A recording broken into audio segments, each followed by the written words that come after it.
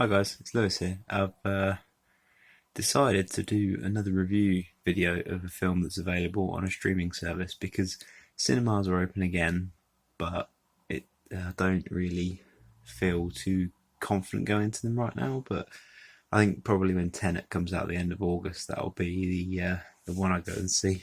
Just trying to line it up, so I'm actually looking at the camera. I don't know why it looks weird. Anyway, so I watched the film called Host, which is on the streaming app Shudder, which specialises in horror movies, older ones or more low budget ones and stuff like that. And I'm on like a 30-day trial of it, and it's pretty cool. There's a few things on there that I've really found interesting.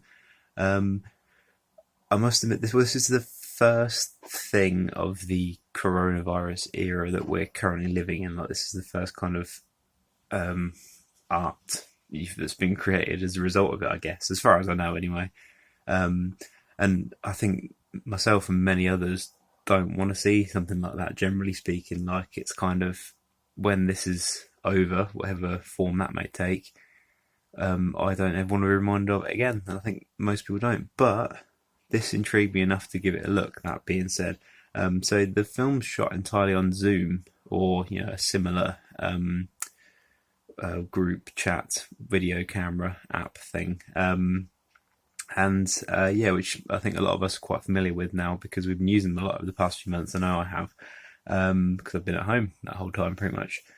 They make a few jokes about the quarantine, like as they do, and it kind of gets you into the setting of it. And but yeah, it's quite believable, and the actors are really good because I feel like they're all basically playing themselves. I don't know if any of them done acting before, or if they're actors, or if they're just people who got together and did this film, because it's no budget at all, which isn't, I'm not saying that in a bad way whatsoever.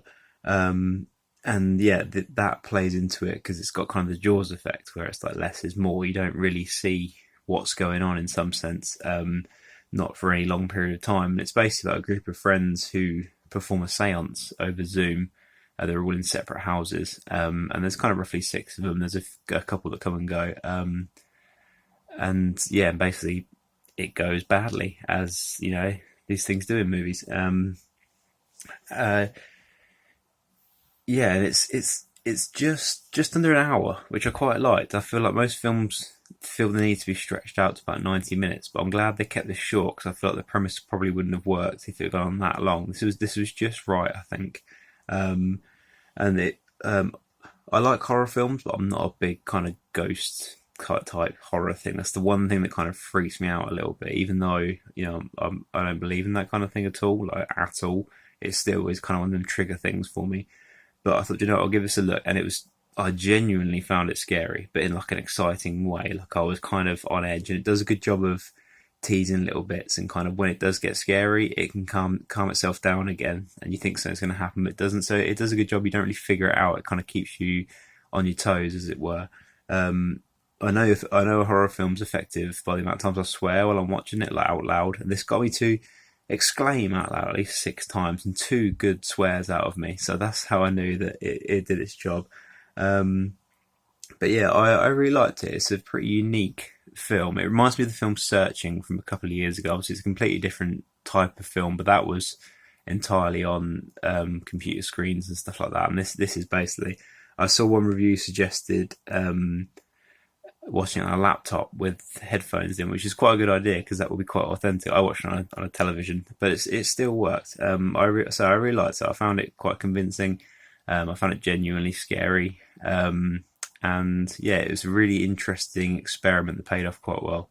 And the reason I watched it was I happened upon a video on Twitter that the director made, and it was like a prank on Zoom. It was like a 2-minute video of him pranking people on Zoom. This like scary video, and that genuinely terrified me. Like something scary was going to happen, and then when it hits, it's just like, oh. So but yeah, I really liked it. I think Shudder you can watch it on Amazon Prime, or you can download the app on Amazon Prime. It's like a separate thing.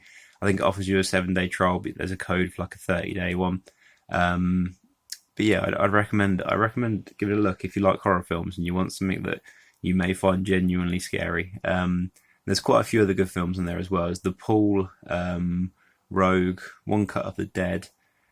Um, I think there's a few others as well that I've watched on there that I've really enjoyed as well. So yeah, indie films are where it's at. That's where the creativity is. That's where the good stuff is. Yeah. Anyway, this has been quite a long review, but go ahead, enjoy.